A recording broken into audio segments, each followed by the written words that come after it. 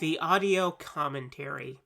It's a dying art form, but here at One Track Mind, I, your wonky yet affable host Ryan Luis Rodriguez, analyze film through the prism of these embryonic forms of podcasting, one audio commentary at a time. Masterpieces, crapster pieces, live action, animation, cult classics, films literally no one has ever heard of. No track is too small and no track is too big. Join me and my guests from the entertainment world as we keep these features alive every other Tuesday. Hey, who else is going to discuss Bill and Ted's Bogus Journey one week and Citizen Kane the next? Us, that's who. Sure, you have to put up with my voice, but there's a certain give and take in this industry. That's One Track Mind, part of the Someone's Favorite Productions family and available wherever you get your podcasts.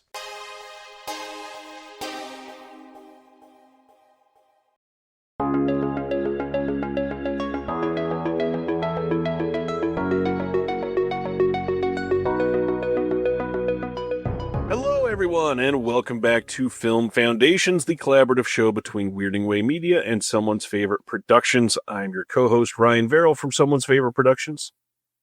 And I am Chris Stashew from Weirding Way Media, but more specifically, the Culturecast. You're going to get so many comments just from that. I hope so. Please, tell me all about why I'm adrift. Tell me why I'm adrift, please. On this show, we ask and answer 4 questions about a given topic surrounding either a director, franchise, microgenre, or like today's pick, an actor. Our job, as usual, to entice you, to broaden your horizons on film, encourage you to travel down film tangents and side roads that you may have never traveled down otherwise, as we are today discussing Joseph Gordon-Levitt. This is an actor that has been around for quite some time, even though he is not really that old. He's been acting since he was very, very young. Technically, he's 43 at this point. He definitely... What does that mean? Technically. Because he looks a lot younger than he actually... Yeah, he has baby face syndrome, which some of us have. I have it too. When he has facial hair, he looks his age. When he does not, he looks indeterminate age, like myself. Like, take a guess what you think my age is. Could be 12 or 41. Yeah, like I've had people tell me I look like I'm in my early 20s, and Joseph Gordon-Levitt without facial hair could pass for like an early 30-year-old, really. Like, probably even younger than that if you see him in the right angle with the right lighting. Well, I know that I called for this episode because I am, I wouldn't even say like a big fan of this actor, but I am a fan of the choices he's made and some of the interesting things that he's done outside of acting as well. So, Chris, how much do you like Joseph Gordon-Levitt? Anything you want to share about your feelings on him? Joseph Gordon-Levitt is one of those actors who I do not gravitate towards. I do not go out of my way to watch the things that he's in. He has been in some things that I have seen that I have liked him in, but he is not an actor that I resonate with specifically. But again, I mean, we've already talked about him a little bit when we did our episode on Manic, Pixie, Dreamgirls, because he's in like one of the big ones, if not probably the biggest one for some people. And then he's been in some other stuff. He's been in like what you kind of alluded to with JGL, as we'll be calling him from here on out, probably, is he is kind of everywhere in terms of like the kinds of things he works on. He doesn't just stay in one lane. He's one of the few actors working in Hollywood who is rather high profile that has not been in an MCU movie, has not verged into that direction of the world, which helps elevate your visibility. He's been in other comic book stuff, obviously. And he's been in a Batman movie. That's a big deal. Yeah, sure. But he's been in a Batman movie that there is no further anything to be done with, is my point. And frankly, you brought it up, so I'm going to mention it now. That reveal at the end of Dark Knight Rises is really fucking ham-fisted and so cheesy. Robin. It's like, oh, okay. Who cares, though? Because this is all over. But all of that to say, JGL and I, not somebody I go out of my way to watch, not somebody I'm waiting for the next thing that they're in, but I also don't stray away. I don't go and look for other things as opposed to their movies. There are some actors that I do not resonate with at all that I might not watch their movie if they're in it. JGL is not one of them. He has been in some things that I like, including a movie that I spent the last, 15 years kind of, or almost 20 years now championing, to the point where the person who directed that movie I thought would do a good job with what they were asked to do with something else much more high profile, and they may not have. So JGL, like you said, he has a long filmography. I have seen some of the weirder things that he's in that we will bring up kind of offhand, but again, not someone that I'm going out of my way to see, not someone whose movies resonate with me specifically. So that's where I'm at with JGL. What about you? I came to JGL very early. He was that Disney kid in Angels in the Outfield. Definitely one that I saw when I was younger because I loved Back to the Future and Christopher Lloyd around that time. Christopher Lloyd, I was looking for every single film that he had been in that was kid friendly. Since when that came out, I was still very much under 10 years old. And so I think that was the very first time I ever saw him.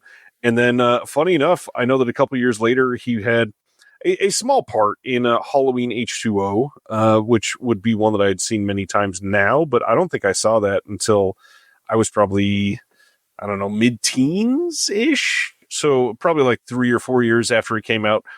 My big thing when I was younger, we were a house that definitely watched a lot of his TV stuff. Primarily, he was on a few episodes of Roseanne. That was a big show in our house. And then he was amazing on Third Rock from the Sun. He was a main character in the main family, and he is amazing in that show. That show is weird, and it's got JGL and John Lithgow, like two of genuinely the best actors of the last 30 years in just the weirdest premise for a show that went on for like 120 something episodes. It's crazy. But after that, he just kind of kept popping up in things that I liked. And so I noticed after a while, man, he makes a lot of really great choices. And when you look at him as somebody that's, in 2000, he wasn't even 20 yet. And Right. He was about to be making some of the bigger, indie darling films to come out ever. There are films that came out in like 2004 and 2005 that people look at as beloved favorite films of all time from him. And the fact that he was so young and able to make those choices, he was in one of the best, most referenced rom-coms of all time with 10 Things I Hate About You. And he did that when he was 18. That's crazy. The way that he chose roles, you could tell that he went into this with the whole child acting stigma, and it didn't hurt him at all. And in fact, it probably strengthened pretty much everything about him. He has done very well since then.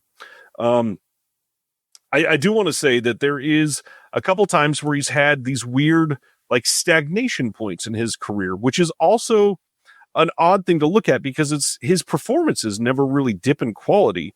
He just suddenly doesn't get roles. And I don't know if it's a depression thing. I don't know if it's a Hollywood thing. I don't know if he, stands up for people on the set and therefore people look at him as hard to work with or something like that. But I've never heard anything bad about the guy. And for him to not get roles for a couple of years is really odd considering how great he is at what he's done. But yeah, other than that, I've liked most of what he's put out, I think. Yeah, I mean, you kind of alluded to, this episode is one that you were pushing for, so I'm kind of following your lead here in terms of the things you've seen. I mean, I've seen a lot less, but to your point, the things that I've seen him in, he's good. He's good in them. It's just, again, some of the things that he's in, again, he's not an actor I watch specifically because he's in it, and there are people that I do. So, that's just kind of where the line is for me. But like you said, he's a great actor. No question there. That's not up for debate here, right? That's not the point of what we're doing. So I'm curious to see what direction you're going to push myself and our audience in with your answers, because mine are, again, I don't know if mine are good or bad, but I feel like my answers might have a place on other people's lists, yours included. Yeah, and I'm curious to hear yours. I know that you don't have a ton of choices for these, but let's let's dive into some of the history real quick, and then we'll dive into some of our first questions. Like I said, he is born in 1981. He was born in L.A., began acting as a very young kid with A River Runs Through It in 1992. He has taken a break and went to Columbia, dropped out to resume acting, which is crazy. He has started a bunch of like side projects. Some of those I might talk about in part of my discussion later, so I will leave some of that out. But he's directed, he's produced, he's sang. Some of his side projects that really aren't possible answers tonight are really interesting. So just to shout some of those out, because they're not going to make sense later. He's a great host on SNL. He's done that twice, I think. He was a part of the, it was 2012 or 2013, Lady Gaga and the Muppets Holiday Special he was a part of, and he sang with Lady Gaga, and it was great. He has done a Comedy Bang Bang episode that was really great. He's guested on some stuff with the Muppets. He did an episode with Anthony Mackie on Lip Sync Battle, which was really great. Gosh, there's just so many random things. Like he had a video go viral singing with Zooey Deschanel, and their voice, like the way that they melded their voice together was borderline angelic. Like they had been singing together for years. It was incredible. He's an incredibly talented person. I'm just happy to get to talk to him a little bit, or talk about him for a little bit. So, Chris, what do you think is the foundational title for Joseph Gordon-Levitt? So I kind of have alluded to it a little bit already, and he's worked with this director a fair amount, if not, I think he's probably worked with him more than he's worked with anybody else at this point. And some of the stuff has been cameos, and some of the stuff has been smaller parts, but for me, the movie that I think of when I think of Joseph Gordon-Levitt, the movie that I think most people would enjoy of his, I think across the board, I think it kind of challenges you as an audience, but I think it also is an interesting take on a certain kind of genre that doesn't necessarily have this place in the setting that it's set in. I picked 2005's Brick, which is a neo-noir film set in a high school. And it is way better than it has any right to be, just with that premise alone. It has a lot to do with the fact that it's written and directed by Rian Johnson, who I spent a decade defending to anyone who would listen, that if he was going to make a Star Wars movie, it would be amazing. Not that it's not amazing, but I haven't seen it in a very long time, and I don't remember enjoying it at the time. Maybe it's aged better in light of how bad things continued to get with Star Wars, at least in the mainline stuff. But he's great in Brick. He kind of plays the detective character, but it's harder than that. Like he's brought into everything by the connection to someone else, his ex-girlfriend, I believe. And the titular brick is a brick of drugs. And so that's what the entire movie is about. It's kind of a detective story in a high school, which sounds like it wouldn't work, but it does. So I enjoy it a fair amount. I think it's a movie that still holds up. I think it's still worth watching. I think it informs a lot of the kinds of things that Rian Johnson likes, and a lot of the kinds of things that he would continue to do, like Knives Out and Glass Onion are both whodunits. Brick is very much a who did it, who has done it. Yeah, Brick's my answer. Is that one of your answers? There is a world where this was my answer for the first one. Okay, cool. This movie is amazing, right? And so many people have not seen it. When it came out, it wasn't Rian Johnson's Brick. It was just a little movie Brick. And, it was Joseph Gordon-Levitt was in the movie. That was kind of the big thing about it. Like, that's why I saw it, because I was like, oh, like I said, I'm not amenable to him as an actor, clearly. Yeah.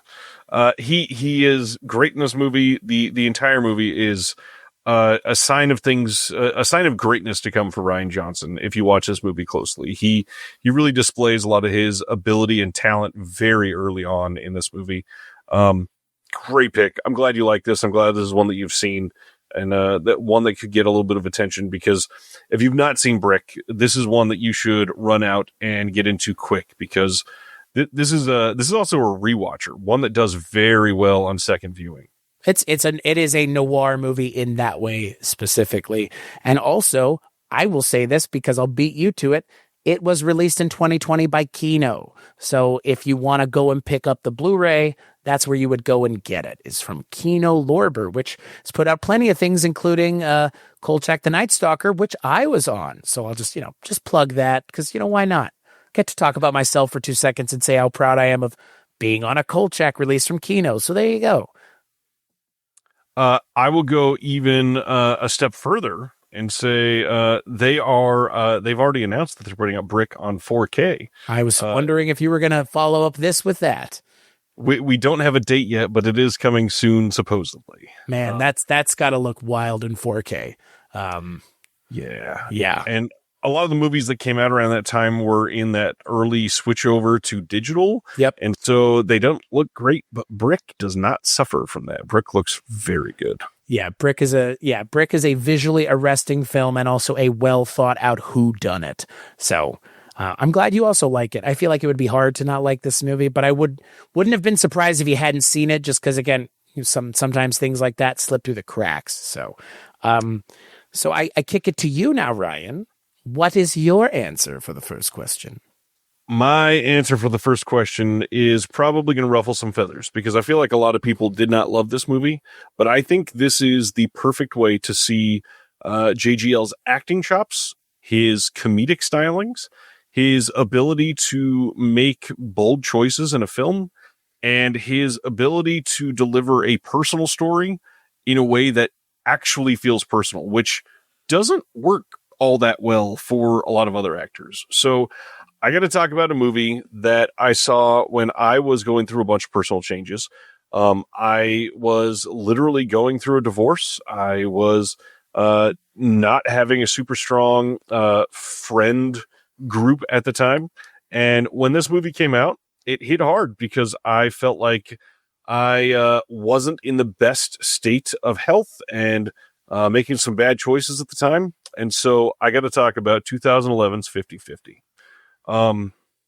This movie is written by somebody that wrote this movie about himself, basically. Will Reiser, I believe, is the writer on this. And it's the story of him and Seth Rogen as Will himself was going through a cancer diagnosis and how Seth Rogen stood by his side. And Joseph Gordon-Levitt plays that part. And this movie is cast really well. JGL, Seth Rogen, Anna Kendrick, Angelica Houston, Bryce Dallas Howard are all in this. This has the whole like Judd Apatow feeling about it, but it wasn't one that he was super involved in. It's got the Seth Rogen and Evan Goldberg producing team behind it. So they're the ones that really went in on it. This movie hits hard. If you are somebody that's on the younger side and have faced health problems or have had a friend that's faced health problems, this movie's gonna give you a gut punch probably. And it's got a lot of laughs in it. It's got a lot of sadness.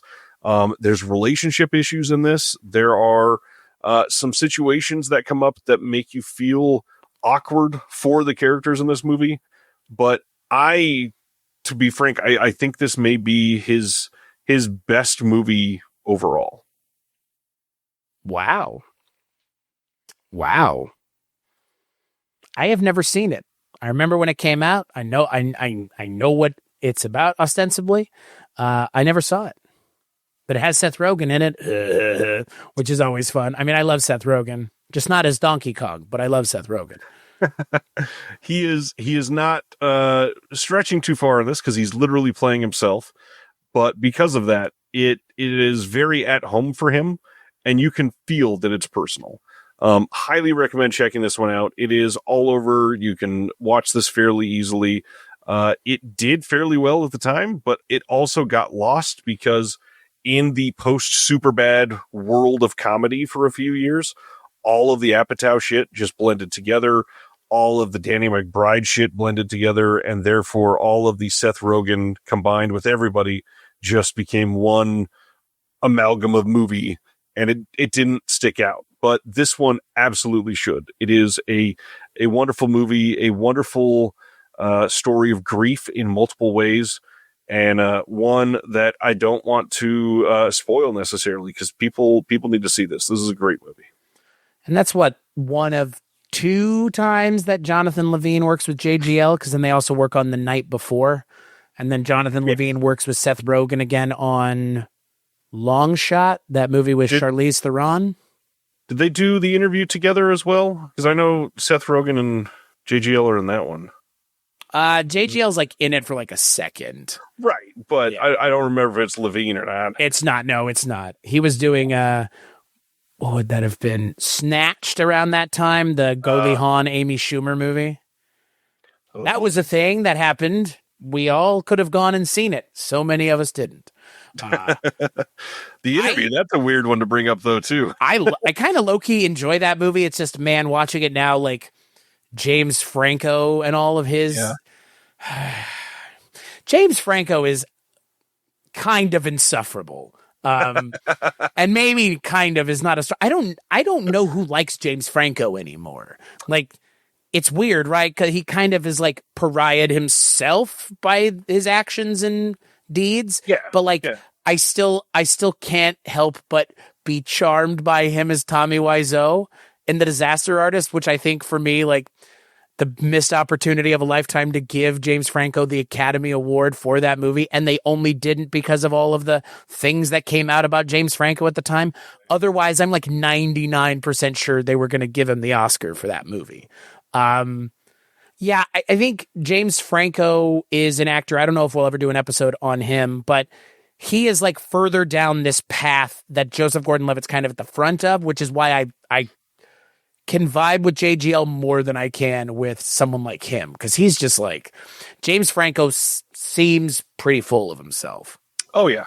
And I think he knows it, and I don't think he cares that anybody else knows it. I think it maybe is part of his shtick, as it were. And I think I've enjoyed more of JGL's performances, and that's not to say that I haven't enjoyed Franco's, because he's done probably 4 or 5 movies that I've loved. I mean, just like we talked recently about Ryan Reynolds carrying the movie Buried, James Franco absolutely carried 127 hours. Like, it's hard to look past that. He is 127 hours. He carried The Disaster Artist too. I mean, that movie does not work without him showing up and doing the best Tommy Wiseau anyone's ever seen, other than the man himself. Two very different people, 2 very different paths, but both in The Night Before, because James Franco shows up as himself. And The Interview. Yeah. The Interview is a weird movie. Like, I honestly love The Interview because it's a movie that like could only be made in a certain time and place, and that time and place is gone now, because it's like we were making a movie directly antagonizing North Korea. There's nobody making a movie right now directly antagonizing Russia, but The Interview is like, what would happen if 2 American comedians went and killed Kim Jong-un? Like, what the fuck? Like, what a wild time to be alive, really. And then Sony getting hacked because of it. Like, yeah, man. The Interview, the path of The Interview and all the things that came out of it is so hard now to think about, because we know all about Spider-Man and Ghostbusters and all the weird shit going on behind the scenes because of The Interview. And yeah, that comes back to, again, James Franco and JGL and just all of these, and Seth Rogen, all of these actors all kind of working together at the time and being in each other's stuff, even if it is just like a cameo. Can we say fuck James Franco, because otherwise we would have 23 Jump Street? Is that true? Yeah.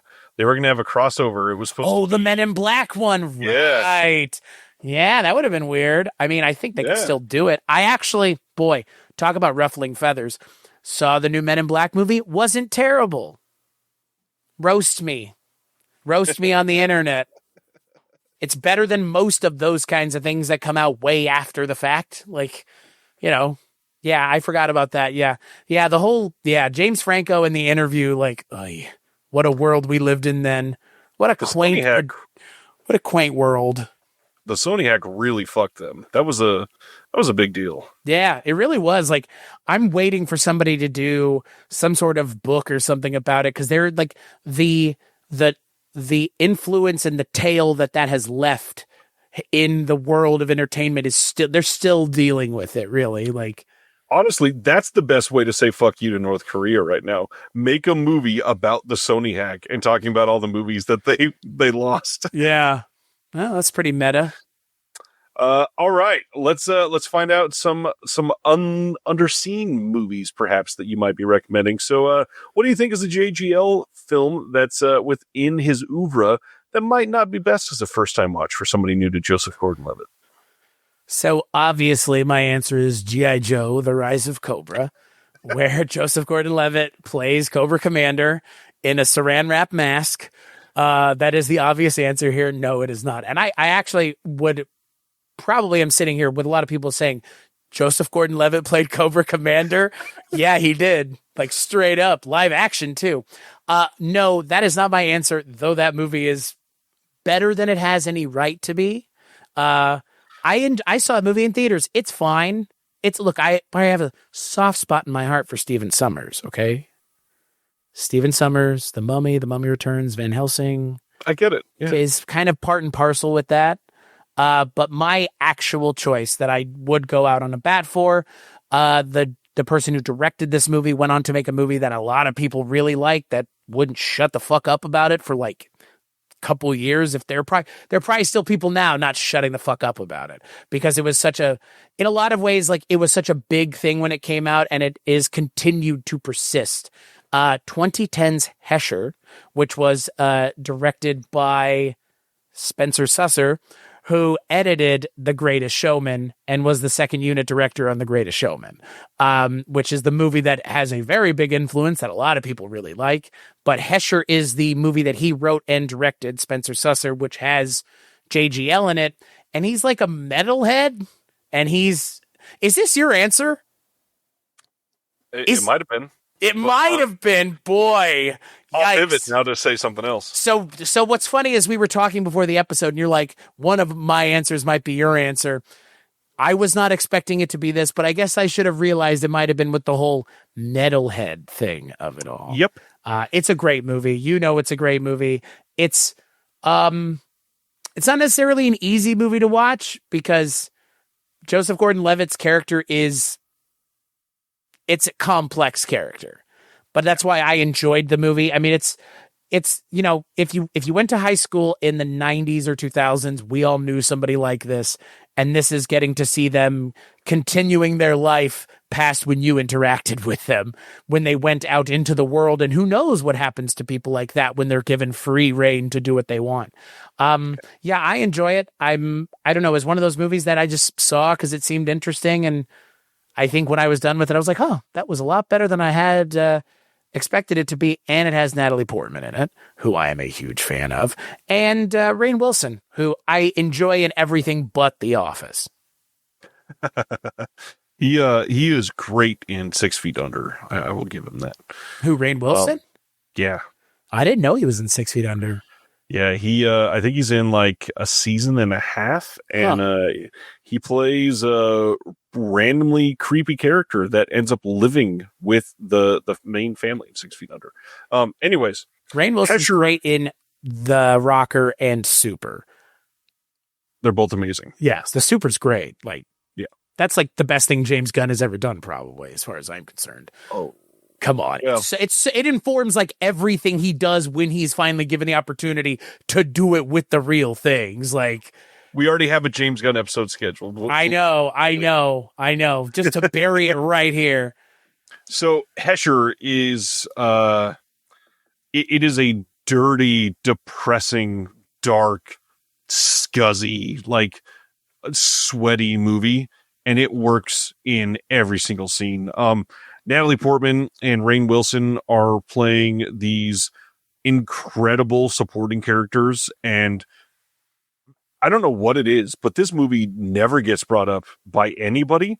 But this, like, Natalie Portman is very real in this movie, and this might be Rainn Wilson's best performance, like as a real person type of situation. That's not playing played an up. elevated character from the opera. Right. The thing about this movie is just well made. The music is top notch, of course. When you're doing a story like this, it has to be. But Joseph Gordon-Levitt delivers a like career defining performance in this as somebody that is going through it in every single scene. And the way that you can tell all of the emotions that he's battling on his face really shows how much of a incredible actor he is. He gives 110%. The movie is written well. It's acted well. It's got a great ending, which doesn't happen with a lot of movies like this. And so, I don't know. It's a gift that people don't talk about, and I really wish more people would watch it. I think it might be one of my favorite things that Natalie Portman's in. Yeah. She's really good. Like, she's good in it. And again, like you alluded to, it's a serious role for Natalie Portman. And Natalie Portman isn't in a whole lot of funny stuff. Like, Natalie Portman is not like a funny actor. She's an actor. She makes interesting. Real good in Your Highness. She's really good in Your Highness, but Your Highness is like, again, there's like a handful of those kinds of movies that she's in. It's like, right. But I think of her as a actor. Like, when I think of Natalie Portman, I think of her in Annihilation, which is not my favorite thing that she's in, because like, she's good in it, but there's so much else in that movie going on that she just has to be good. She doesn't have to be amazing. But yeah, Natalie Portman I'm waiting for somebody to pick her to do that episode, because it'll be interesting. Because similarly to Ryan Reynolds and JGL, she makes a lot of interesting choices, but I think she is much more an actor with a capital A in a lot of ways. Like, she does a lot of stuff that is very high profile. She has won an Academy Award. Deservedly so. I mean, Black Swan is a movie that I've seen. It's fine. Doesn't necessarily do much for me, but I understood why it won an award, and I understood why she was nominated, because she's great in it.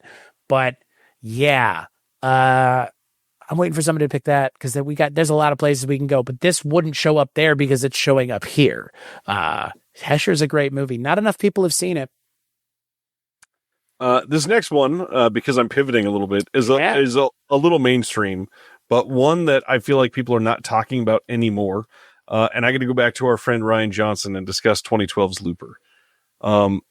This movie is good. We got a Bruce Willis vehicle here, which is one of I believe one of his last like pretty great movies that he did before he started getting sick. One of his last movie to come out like in theaters proper. Yeah. Yeah, probably. I haven't looked at a list of his stuff in quite some time, but that would not surprise me. This movie also has Emily Blunt, Paul Dano, Piper Perabo, Jeff Daniels. It's got some names in this, but the main thing that people remember this for is that the term looper is based around time and time travel, and unfortunately, there's some CGI fuckery coming on that has like taken the whole reputation of this movie, and that has turned into the only thing that people discuss, which I gotta admit, I get. They screwed with JGL's face to make him look like Bruce Willis a little bit, and it's a little weird. It's a little uncanny valley. It's a little off-putting. I imagine if they did it in 2024, it probably would look a lot better because stuff has changed so much in the last 12 years. But also maybe not, because they're treating special effects artists worse and worse by the day. So maybe it would be even worse. But the storyline here is really great. Like I said, it's about time loops and contract killers that are going, through present day, going back in time, looking through all of these criminal syndicates, trying to find somebody that they are hired to kill. And based on that, there is some really interesting things that we don't see in a lot of other films. There's a lot of very unique storylines here. And I think it's got a pretty interesting ending. Really well filmed. Again, Ryan Johnson knows how to make a great movie. And he did it here. Unfortunately, I think a couple things hurt this reputation more than it needed to. The movie's well made, and it's a good performance by JGL and Bruce Willis. And can I say how glad I am, because we both have answered with Ryan Johnson movies. that he has been able to escape the kind of black hole that was that Star Wars movie and the debacle and fiasco there. Like, look, again, Rian Johnson can do whatever he wants, say whatever he wants to whomever he wants. Literally, and he did, and that's the problem. Kind of making it a point to piss off Star Wars fans is a bad idea, not because they don't deserve to be pissed off, but just why? At this point, like, what are you going to do other than set your film up for failure either way? And it's a shame because I understand what Rian Johnson was getting at, because I would feel the same way just like you would if someone gave me the opportunity to make a Star Wars movie. I'm not sure if I just want to make New Hope again, like J.J. Abrams did. But Rian Johnson said, I want to do whatever I want to do. And, again, not saying it's a good or bad thing, but with something like Star Wars, be careful, because unlike Brick or Knives Out, which have fan bases, they're not fan bases with a capital F. People that have like radicalized and weaponized themselves for their love of Star Wars to the point where they're willing to fight with you on the internet and make hours-long videos about the failings of The Last Jedi. And it's like, man, you really hate this movie. And then that translates into the director because he painted a target on his forehead. But in a lot of ways, JGL and Rian Johnson will always be intrinsically linked because Rian Johnson directed JGL in his first movie. And then he would go on to direct him in Looper. He would be in The Last Jedi as a voice cameo. I think he's been in both of the Knives Out movies too. Right. Like JGL and Rian Johnson must like each other because they keep working together, even if it's in a diminished capacity. So they kind of can't talk about JGL without talking about Rian Johnson. It's a good call. Good call there. Yeah. Yeah, clearly they must be friendly, and the fact that they've worked together so many times, the respect clearly goes both ways. So I'm glad they've had so many opportunities. I would like for Joseph Gordon-Levitt, honestly, to show up on. Oh no, he did. Never mind. I was about to say, like, wasn't he in Poker Face, which is the best thing that I think Rian Johnson's ever done, and he was in Poker Face in one of the episodes. I just I forgot that he was in. I was like, isn't he in that? Yeah, Poker Face is great. That. Honestly, like, if we're talking, like, just, again, Rian Johnson here at the moment, that's probably my favorite thing that he's done, because, boy, that's just Columbo with Natasha Lyonne, which I'm here for. I need to see Poker Face. You do. It's really, really good. That and Yellow Jackets is high up on my list. Yes, I've heard Yellow Jackets is good, but I have not seen it. All right, my friend. If we're going to get into our third question, are there anything else from JGL that you want to bring up? Yeah, I want to bring up one of the movies I've covered on the Culture Cast that he was in. 1994's Leonard Nimoy directed Holy Matrimony, where a child Joseph Gordon-Levitt marries an on-the-run adult Patricia Arquette because they're Quakers? What are they? Quakers? Hutterites is what it is. Directed by Leonard Nimoy. The concept of the movie is completely fucking insane. Joseph Gordon-Levitt and Patricia Arquette are woman and child married together. You've seen the movie The Witness? It's like that, but dumb. I don't know. Like, it's not a great movie. Frankly, it's not a good movie. I'm not even advocating anybody watch it, but it's a strange movie that feels like it could only exist in the 90s, okay? Because a child marrying an adult, the optics of that are bad. Any way you cut it. And then the fact that the movie just kind of hangs a lantern on it and is like, well, that's the whole movie. And then he falls in love with her, too? Oh, no, I'm good. Leonard Nimoy, you have directed other things. This was not the best thing you directed. Yeah. Oh, boy. Witness but dumb might be the funniest thing I've heard. It's what it feels like. It's just oh man, I have such a hard time with Holy Matrimony. It's just Search for Spock is better, and Leonard Nimoy directed that. Anything else, or is that the main thing that you wanted to wax poetic for? I don't know. I mean, Joseph Gordon-Levitt's been in a lot of things. He was in that bike movie where he's like biking around New York City. I remember that one. Rush, yeah. Premium Rush. He has done kind of the capital A actor thing with was he Snowden? Snowden and Philippe Petit, the guy who walked the World Trade Center. That was a Zemeckis joint. Aiming and angling for an Oscar. Was that Zemeckis? Yeah, I think so. It was. Yeah. Bobby Z, as they call him. One of the producers on Tales from the Crypt. Huge fan of horror, that Robert Zemeckis, I've been told. And I'm surprised neither one of us brought it up, but a movie that, again, got rave reviews when it came out. I tried watching it. I just couldn't get into it, but I'm sure that other people enjoy it. Don John. I was going to bring it up in my transition to the next question, actually. Don John is, it's a movie that was looked down on by a lot of people, primarily because it's about porn. And the movie itself is pretty good. Yeah. I liked it quite a bit. The worst thing about it, there's some really terrible accents in this movie. But other than that, the movie is pretty enjoyable. And it doesn't really look down on anything, which is really great, actually. It's just a modern retelling of Don Juan. Like, that's all it is. And, I think, at least for me, would be remiss to mention he is in the worst of the 3 Nolan Batman movies. And the way that they integrate him as Robin is so bad. Dumb. It is. I will say it here now. The word to use is dumb. It feels so ham-fisted and so forced. And again, it goes nowhere. Like that was made clear that was the last Nolan movie. So what does it matter? And I've even seen him talk about it after the fact, like years after the fact. And someone asked him, like, well, did they have an idea to do something with you afterwards? And he was like, nope. It was like, that sucks. Like, I don't know. He was the least necessary addition to that film in a film that has a lot of unnecessary characters in it. I mean, that movie is chock full of people. Like, if you think it's just the Bane movie, it ain't just the Bane movie. There's Catwoman, there's Talia al Ghul, there's Robin, there's scarecrows in that movie. Just like way too much going on. And Joseph Gordon-Levitt being in it does nothing. I think Premium Rush came out the same year. Much more interesting movie than Dark Knight Rises. A couple other things. I know that we alluded to it earlier, but 500 Days of Summer, it's a good movie.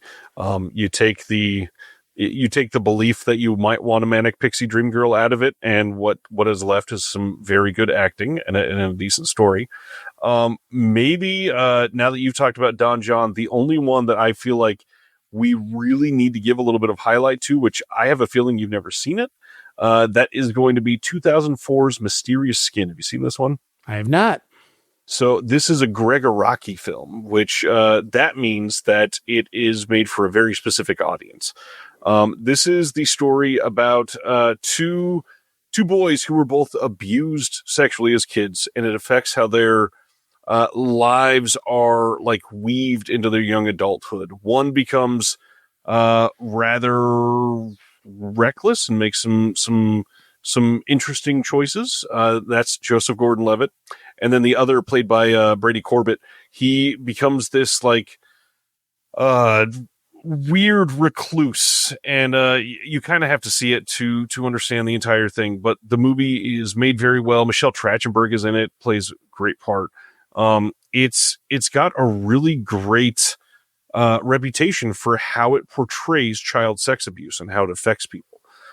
This movie is really well done. Again, like an indie darling of the early 2000s, one that has a huge fan base. Greg Araki's films have affected quite a few and have not been super easy to see. So not a lot of people that are into film or getting into film have seen these necessarily. But Mysterious Skin is one that I kind of hesitate to give as one of the answers for the first 2 questions, primarily because it doesn't really capture the rest of his career in a great way, but it is an excellent performance in a really great, harrowing, sort of depressing, crazy movie. Greg Araki is a fantastic arbiter of being gay in the industry and doing it right, and standing up for being gay in the industry. I know he directed an episode of Dahmer. because again, they were trying to get, people that were marginalized by Dahmer to direct things. So Asian American, obviously, it's a pretty big one. I don't necessarily think that worked very well because that show still has just as many problems as they were trying to avoid. But I will say 2007 Smiley Face, pretty fucking weird movie for Greg Araki to have made, because that's a funny, weird movie. Speaking of Anna Faris. There you go. Anna Faris. Chris Pratt, what are you doing, pal? Still, I never will understand it. I will never. You know what? Question, tangent, but a question. We've brought some of these people up this evening in and out of recording. What's more unconscionable? Chris Pratt and Anna Faris, or Ben Affleck and Jennifer Garner? Probably Chris Pratt for me. I have to go with Ben Affleck because Jennifer Garner seems like a genuinely amazing human being. So is Anna Faris, for that matter. Like, I'm not saying she's not, but like, the only reason I lean towards him is because it wasn't just, that sounds like marginalizing, but it wasn't only the wife that became victimized. Like, it was his entire fan base in a way. Like he made a hard right turn from wife and what he was doing into religion and the Schwarzeneggers. I mean, his father-in-law is now Arnold Schwarzenegger, which has to be one of the fucking most bizarre setups you could have. I know my father-in-law. He's not Arnold Schwarzenegger. If I imagine my father-in-law as Arnold Schwarzenegger, I would be terrified. Even now. My father-in-law is also a hard right. Anyways, yeah, Greg Araki, not someone we're going to do an episode on because not enough movies. Has he not made more than 5? Right, he's more than 5. I mean, the other thing is trying to see all of them is probably the bigger issue. Yeah. I think people that are queer that are coming onto our show, like myself and others, I have not heard them saying Greg Araki is someone I want to talk about. There are other queer icons that are much more out in the open publicly for everybody to see. I just checked the list. There's literally 5 that are like semi-large names. Right. So. That's what, yeah. It's great directing. All right. I mean, again, Smiley Face is a fun one. If you want to check out something that's not depressing, Smiley Face. Mysterious Skin sounds pretty depressing. Oh yeah. Yeah. Literally, he's got a trio of films that he's referred to as the Teen Apocalypse trilogy. That's just the thing that he does. So, let's go into our third question about Joseph Gordon-Levitt and not Greg Araki. What is the biggest impact the subject has had on pop culture? Chris, do you have an answer for this, or should I fully bulldoze into mine? I have an answer, and I think, again, this is like the easy way out only because, again, this was your episode idea, so I know that you're going to have a more nuanced answer. My answer is I feel like he has set a good example for what it means to be a child actor turned adult actor that doesn't one of the best lose their mind, become, abuse substances. I'm not making a moral judgment on anyone who has. I was never famous as a child, so I don't know what the fuck that feels like. I'm fucked up as an adult, so I know what that feels like now, but I was fucked up on my own. I wasn't fucked up in the industry like so many kids were, because again, a child working in this industry, let alone adults, like you hear the dynamic between adults in the industry. God knows the dynamic between kids and adults. I think Joseph Gordon-Levitt has done a good job at being a positive force for you can be an actor, you can be a child actor, you can transition to being an adult actor, and you can also go and do life stuff like you alluded to. He went to Columbia. Did he drop out? Yes, but he did decide to go there for a while. So, and again, he makes interesting choices. I think he's a good example of what it looks like to be a modern day actor. Isn't problematic, has been able to navigate he's an actor his entire life, essentially. Like, that's his one gig, pretty much. He's been an actor since he was a kid. So there's been nothing else for Joseph Gordon-Levitt to do. He's diversified himself into music and other things by his own choice. But he was a child actor made good, and that is fucking count on 2 hands. 1 hand. Child actors made good from his time and a place. Now, that's a different story. Child actors made good now is like Miranda Cosgrove or Jeanette McCurdy, another one. I mean, And both from they iCarly. faced a hell of a lot of adversities too. Yeah, they did. And that's the thing, like Joseph Gordon-Levitt probably has too. Whenever he writes his book about his life, it'll probably have all sorts of wild stories in it. But again, he doesn't seem to be strung out. He doesn't seem to be not taking care of himself. They're not finding him in an alleyway at 2 a.m. in LA, scrounging looking for banana peels or something. He seems to be well adjusted. So that's, for someone like that in this industry, that is not something to ignore. That is something to be, again, proud of and to kind of laud. I agree. I would also like to point out I'm sure you're not fully aware, slightly insensitive considering what happened to his brother. In 2010, his brother was found dead in Hollywood. His brother was 36 years old. The LA coroner's office came back and said that it was from ketamine intoxication because of an overdose, and JGL has publicly disputed that it was a drug overdose. So we don't really know what happened there. And the crazy thing is his brother played a big part in what my answer is for part 3. I'm going to get on a little bit of a soapbox for a moment, because this is probably the main reason why I chose to do this episode for our show at all. Joseph Gordon-Levitt is one of my biggest inspirations. And the main reason is because of something he has done with his brother called Hit Record. Hit Record is what I think is his biggest impact on pop culture. And Hit Record is a collaborative media platform that he made with his brother. And it started out as like, I think it was 2005-ish. So like right before YouTube got big. And basically it started out as, we're going to post videos and get feedback from people on our videos for movie ideas, for like little bit parts, little sketches, could be music related, all kinds of that stuff. And just be able to get that one-to-one feedback from fans, literally. And it turned into, we're going to work with people to make films. The movie Don John was written and directed by Joe as a part of Hit Record, and collaborating with a bunch of people with ideas, with feedback, with like script revisions, with writing help.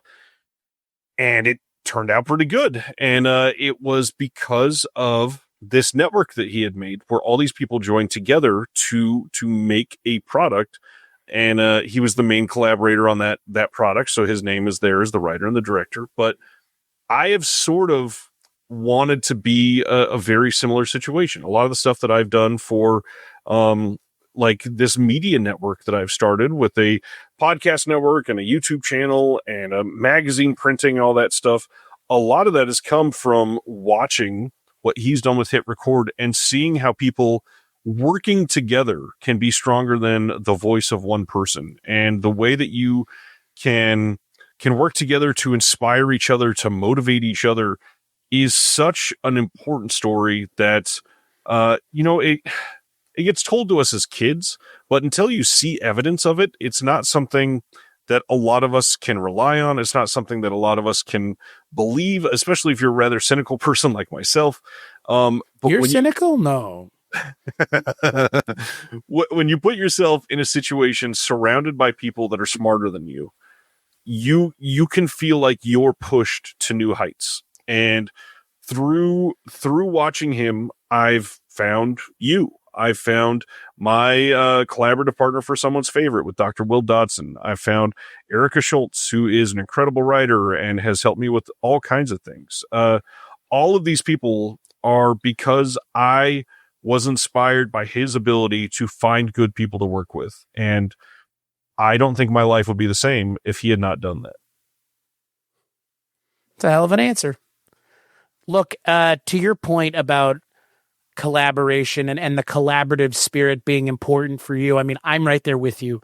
And look, Joseph Gordon-Levitt's worked with Rian Johnson a bunch of times. So that right there alone, even outside of Hit Record, you have someone who appreciates the collaborative process clearly, because he goes and works with the same guy multiple times.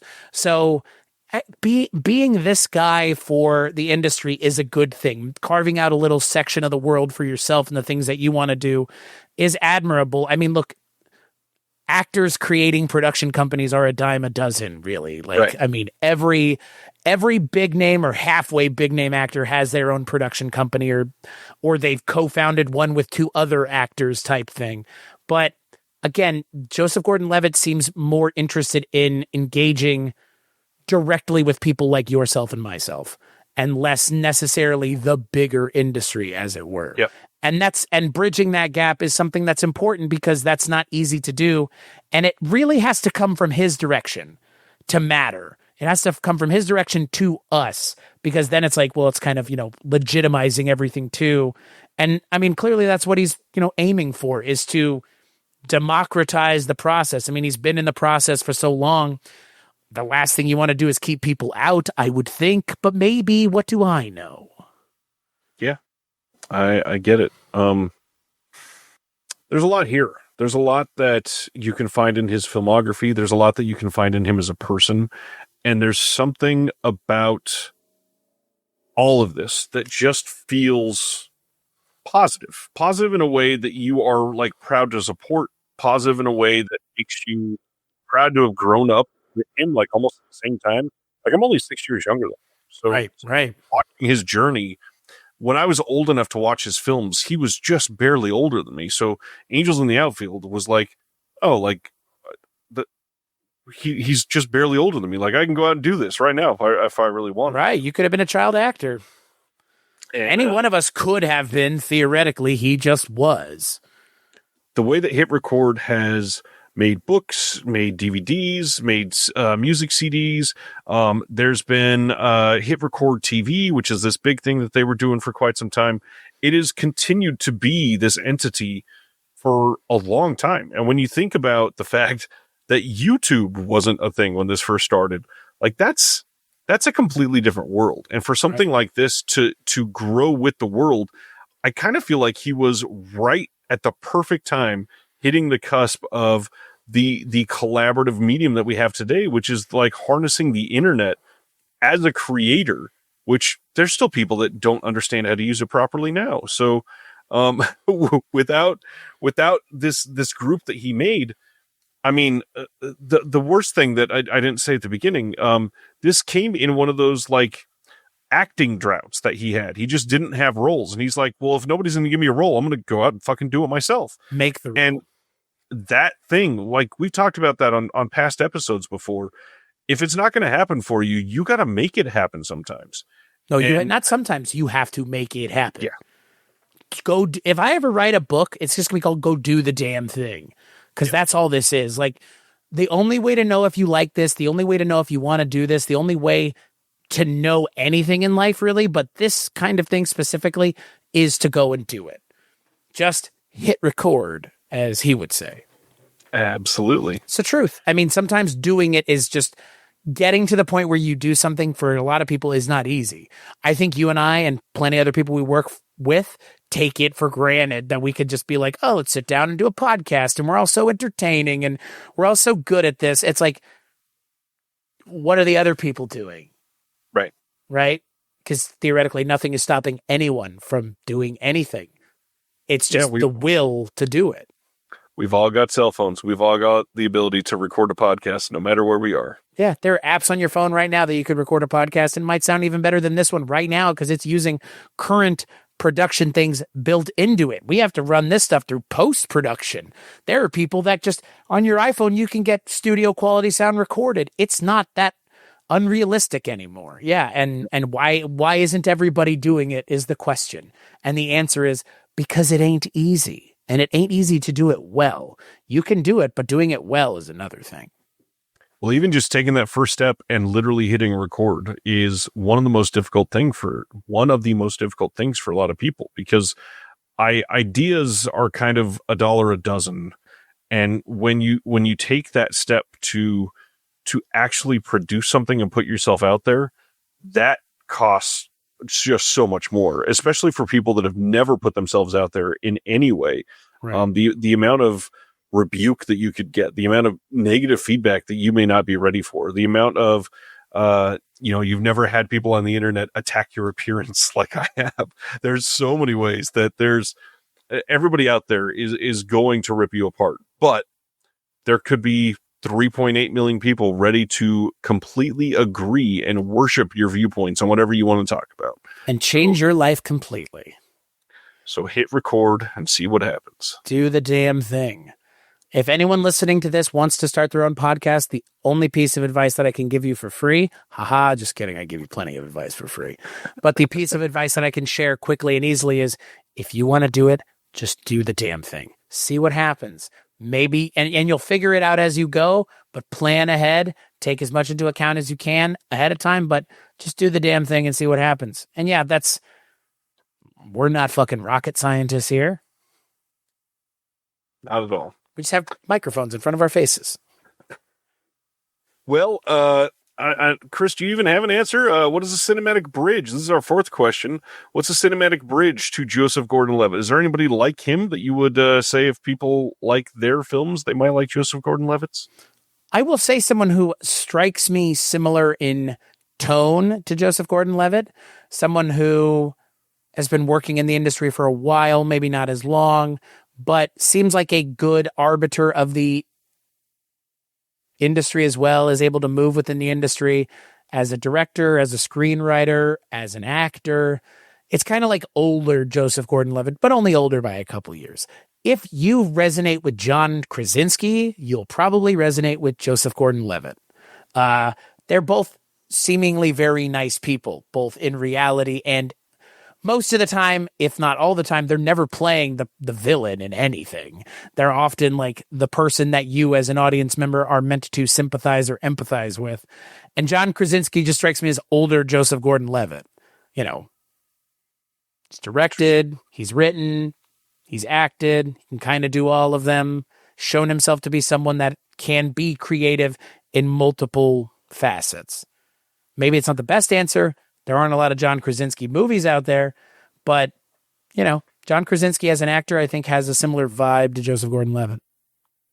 I can see that. I kind of, funny enough, went the exact same way, like somebody that's a little older, that feels like him.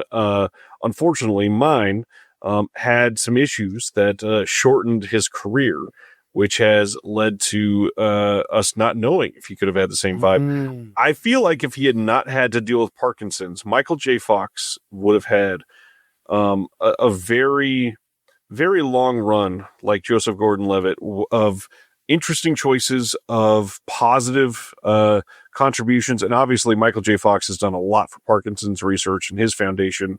But the way that he was always collaborating, always giving back, always, like, you know, in that documentary that came out just a couple of years ago, you find out things like him shooting Family Ties and leaving and shooting Back to the Future at night, and then waking up a couple hours later by somebody literally like shaking him in bed saying it's time to go back to Family Ties.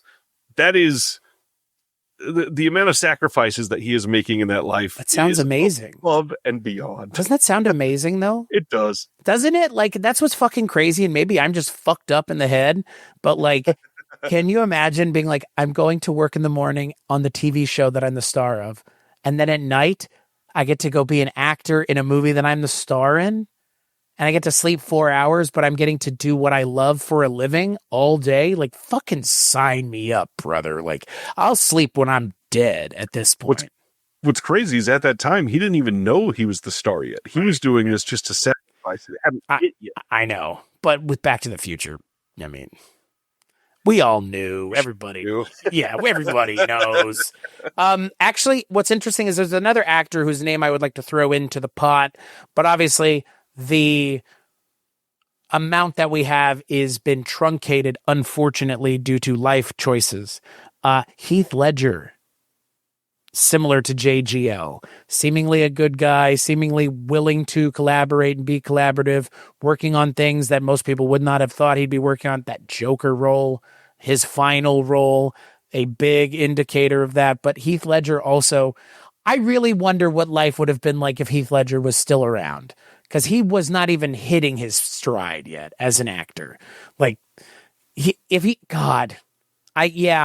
mean, look, The Dark Knight Rises, the movie that JGL is in, is a completely different movie, if not a worse movie, because Heath Ledger passed away after The Dark Knight because he was meant to be in The Dark Knight Rises. Clearly, they left him alive at the end of that movie. So I don't know. Heath Ledger, I think, is another interesting comparison in terms of kind of a younger actor who's working and then becomes an adult and is working.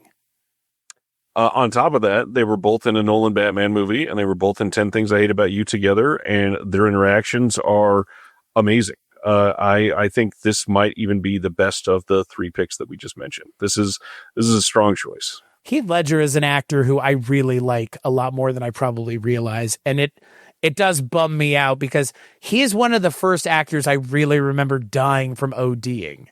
It was like him, and then like the other one, obviously, that, I mean, I don't know, for some people it's going to be sadder than Heath Ledger, is Philip Seymour Hoffman. I mean, that one hurts a lot too, because those are two actors that are just like, do you see the shit that they make? Do you see the things that they make out of fucking nothing? Philip Seymour Hoffman is like one of the best parts of Twister, a movie that has a lot of really good parts, and he's one of the best parts. I know he annoys some people in that movie, but he's great. Like, so many actors taken so early because of just accidental overdoses, like accident being the key phrase here. Like, it's really sad because Heath Ledger is, you know, thankfully we have JGL, he's still around, but Heath Ledger is one of those people who gone way, way, way too soon. Man, yeah, there's a lot that we could talk about on that. I mean, the Brittany Murphy, the River Phoenix, Anton Yelchin. Oh my dude, Anton Yelchin is sad in a way that is hard to comprehend, really.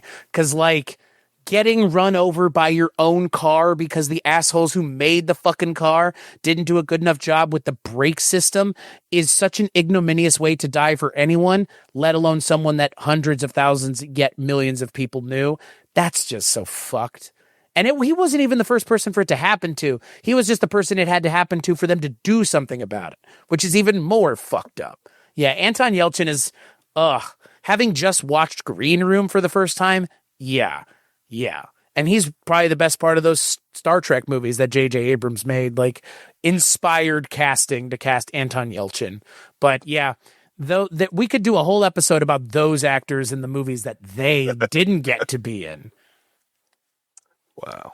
Yeah. Well, this has been a fun episode. I'm glad that we decided to do it. Chris, anything you want to share with the audience about JGL or where to find you? No, I have a direction to go with JGL stuff, and I guess I've seen more of his things than I realized. So, oops, fuck me on that one. Where you can find me and my episode on Holy Matrimony, the Joseph Gordon-Levitt child marrying movie, is over. But dumb. Yeah, is can you imagine them putting that on the box for the movie? Witness but dumb. You can find everything I work on at weirdingwaymedia.com, and you can find a whole lot of things that I don't work on, like 80s TV Ladies, which is an award-winning podcast, The Feminine Critique, Twisted and Uncorked, The Projection Booth, Dark Destinations, Cambridge and Washan. I could keep going, but you should instead go over to weirdingwaymedia.com and check out the whole host of shows that we have on offering there, including this one. What about you, Ryan? Where can people find you and the things that you work on? Go ahead and go to your podcast provider and search up The Disconnected. There you will find a physical media focused podcast where I do a live show every Thursday night, and immediately after upload the audio as a podcast where we go over all of the announcements for the week for physical media, have a guest on to discuss something about film that you will hopefully find interesting.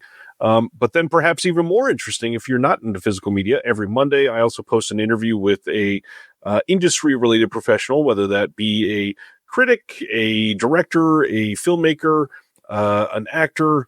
I've had people on there like Sean Baker, Todd Strauss-Schulson, Paul Rust. I hope that there will be somebody there that you will find interesting. And we would love to have you. And one big thing that we don't talk about enough, we definitely want interaction on the show. So if you got a feeling about some of our answers, you got a feeling about your own answers, let us know in the comments. Hit us back with some feedback. Let's talk it out. If you're watching this on YouTube, leave a comment. We want to hear from you. Tell us what your answers are and why ours are stupid. But either way, smash that like button, press that bell, do all of those things as well. Do the holy trinity of things. And then if you wouldn't mind helping us out, head on over to iTunes, regardless of where you're getting our show, and review the show on iTunes, please. That helps us find more people who are not looking around on YouTube for the show, but it also just helps us in general. So do that. It costs you nothing. It helps us out immensely. Hey, that's your altruism for the day. Joseph Gordon-Levitt's all about altruism and doing a good turn daily. That's a Boy Scout thing, or Scouts of America, whatever name they're masquerading under now.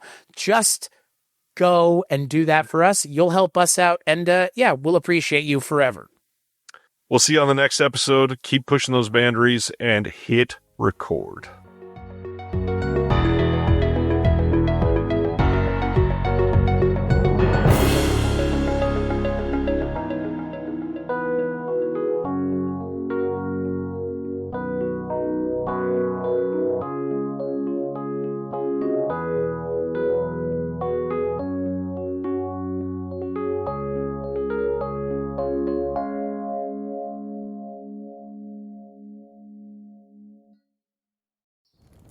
Have you ever wanted to dive deeper into the horror movies you love? Beyond the Blood is a horror podcast for fans who want more than just surface level screams. We do deep dives into the movies that shaped us, digging into director commentaries, behind the scenes stories, deleted scenes, and the special features that most people skip. Each episode is a love letter to the genre. We break down how these films were made, the creative risks that paid off or didn't, and the lasting impact they've had on the genre as a whole. From 70s slashers to modern nightmares, we celebrate the craft, chaos, and characters that keep us coming back. If you're the kind of fan who rewatches movies with the commentary on, or you simply grew up in the video store horror aisle, the Beyond the Blood podcast was made for you. New episodes every single week. Subscribe, and let's dig deep.